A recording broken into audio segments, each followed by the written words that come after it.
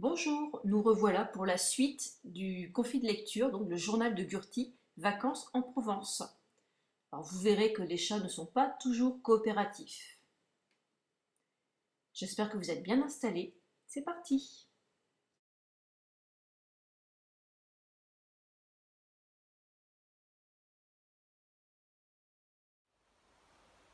5 juillet, Saint-Zéro.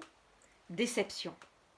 Ce matin, dans un champ, j'ai aperçu le plus gros dalmatien du monde. Chouette, un nouveau copain, j'ai pensé. On va bien rigoler. Mais en m'approchant plus près, j'ai découvert que c'était une vache.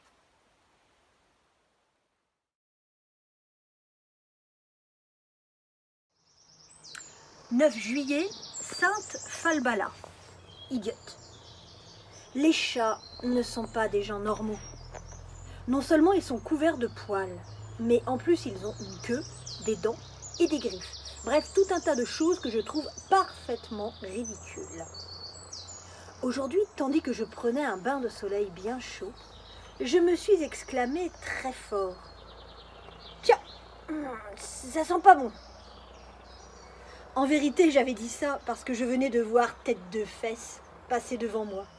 Et j'avais fait semblant de ne pas l'avoir vue pour l'énerver encore plus. « Je sais très bien que tu m'as vu, » il a miaulé. Moi j'ai crié. « Ah, salut Tête de Fesse, je ne t'avais pas vu !» Alors lui, ça l'a énervé. Et moi, ça m'a amusé. « Va-t'en, sale chat !» je lui ai lancé en rigolant. « Espèce de sale raciste !» il m'a rétorqué. « Quoi ? Moi ? Raciste ? Je vois pas ce qu'il y a de raciste à faire remarquer que ta race est laide, bête, moche, cruelle et puante. Oh vraiment ? Et d'abord, qu'est-ce qu'elle a de si particulier, mon espèce ? Par exemple, vous êtes couvert de poils, comme toi. Ouais. Mais vous avez une queue en plus, comme toi. Il a redit. Il commençait un petit peu à m'agacer là. Vous avez des dents pointues de vampire, comme toi. Et des griffes au bout des pattes, comme toi. Et en plus, des fois, vous avez des puces, comme toi. J'ai soudain réalisé avec effroi que ce gros lard avait raison. C'était vrai que j'étais tout ce que je lui reprochais d'être. Une abominable pensée me fit alors frissonner de partout. Et si j'étais un chat ? Et si en vérité, j'étais née dans une chatière ? Et que mon Gaspard m'avait fait croire que j'étais un chien, rien que pour me flatter. À la réflexion, rien ne me distinguait vraiment de cette créature que je trouvais si laide et si différente de moi. Tu crois que je suis un chat ? J'ai murmuré en transpirant des coussinets. Tête de Fesse a eu un grand sourire. Futé comme tu es, il se peut en effet que tu sois un félin.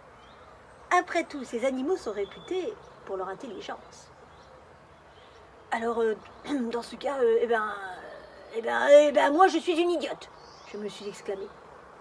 Les chats sont agiles, moi je suis empotée. Les chats sont propres, moi je suis sale.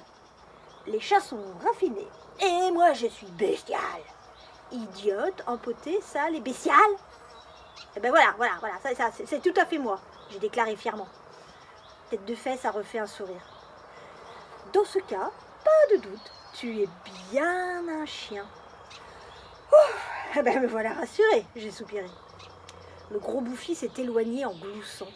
Et le soir, en repensant à cette discussion, je me suis rendu compte qu'il m'avait prise pour une idiote.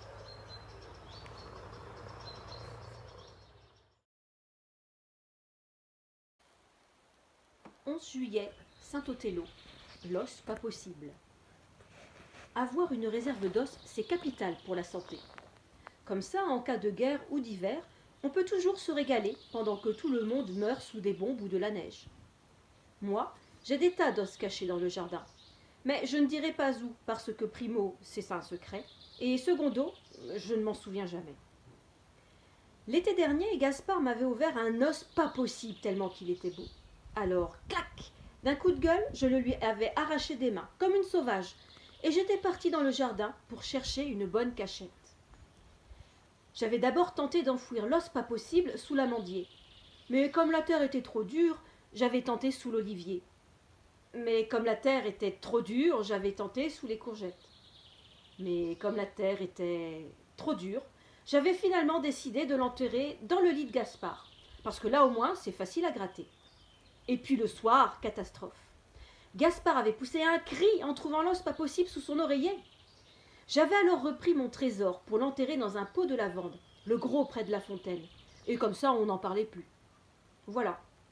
Une fois l'os pas possible à l'abri, j'étais rentrée me coucher en battant gaiement de la queue. En chemin, j'avais croisé Fleur, qui m'avait demandé pourquoi je battais gaiement de la queue. Pour ne pas éveiller de soupçons, j'avais répondu que c'était pour chasser les moustiques. On ne se méfie jamais assez de sa queue. La queue des chiens en dit long, même quand elle est courte. Elle trahit nos pensées secrètes, et il est difficile de lui apprendre à mentir. Par exemple, parfois, je prends un air méchant pour faire une farce, et j'oublie que ma stupide queue rigole d'avance. Alors, tout le monde devine que je prépare un sale coup, et ma blague tombe à l'eau. Donc, cela faisait bien 1 an que cet os m'était sorti de la tête. Mais ce matin, en passant près du pot de lavande, une odeur pas possible m'a rafraîchi la mémoire. Bon sang, mais bien sûr, comment avais-je pu l'oublier? D'un coup de canine, j'ai tiré sur les lavandes, et le pot s'est fracassé par terre en libérant mon trésor. Oh, il avait bien changé. En mijotant toute une année sous terre, l'os avait complètement viré au bleu. Il empestait le moisi et grouillait de petits vers verts. De ma vie, je n'avais jamais rien flairé d'aussi infect. Pire qu'une couche de bébé. L'os pas possible. Et ce fut donc le meilleur repas de ma vie. 12 juillet, Sainte Scappa. Boîte à chaussures. Quand j'étais petite, j'adorais dormir dans les boîtes à chaussures. Aujourd'hui, j'aime encore y faire la sieste de temps en temps. Dommage que depuis mon enfance, mon Gaspard ait tant rétréci les pieds.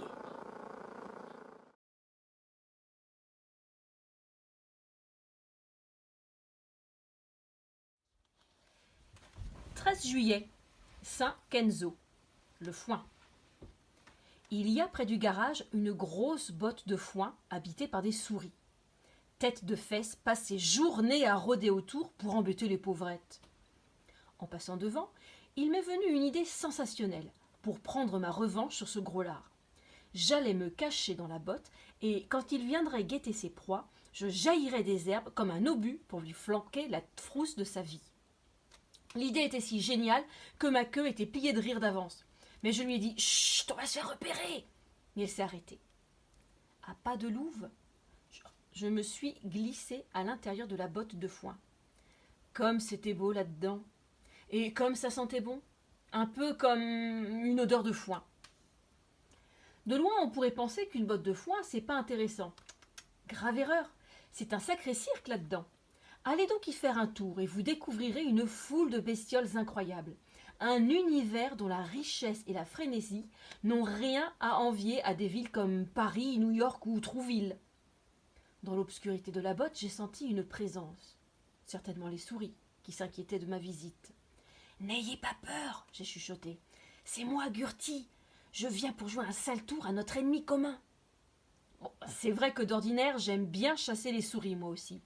Surtout les toutes petites qui font pas peur. Mais avoir un ennemi en commun, ça crée des liens. Et du coup, ce jour-là, je me sentais copine avec toutes les souris du monde, même les toutes petites qui font pas peur. Sans sortir de sous le foin, j'ai pointé le bout de mon museau pour surveiller les alentours. Ma truffe et mes 2 yeux noirs se confondaient pile poil avec une paire de marrons qui traînaient sur le sol. J'étais parfaitement camouflée. Alors, je n'ai plus bougé, sauf pour respirer. À un moment, une fesse m'a gratté, mais je n'ai quand même pas bougé. J'imaginais le bond d'au moins 10 mètres que le gros lard allait faire, et son poil tout hérissé comme si la foudre l'avait frappé en pleine poire. Ah, qu'est-ce qu'on allait rigoler. Soudain, le choc, j'ai senti une masse énorme remuer tout près de moi. Ouark! J'ai fait un bond d'au moins 10 mètres, et je suis retombée par terre, le poil tout hérissé comme si la foudre m'avait frappé en pleine poire. Et là, j'ai vu Tête de Fesse sortir du tas d'herbe avec la mine en colère. J'ai hurlé « Mais qu'est-ce que tu fichais là-dedans, tête de foin ?» J'avais tellement eu peur que je me suis trompée en l'appelant. « Je guettais les sourdis, pardi !» a-t-il grogné. « C'est nul de faire peur aux gens, j'ai dit. Je l'ai pas fait exprès. J'étais en train de tendre un piège aux souris et tu as tout gâché.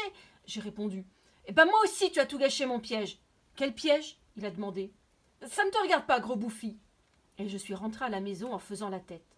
En chemin, j'ai croisé Fleur qui m'a dit. Tiens, c'est rigolo. T'as plein de foin dans les poils. Je ne lui ai même pas répondu.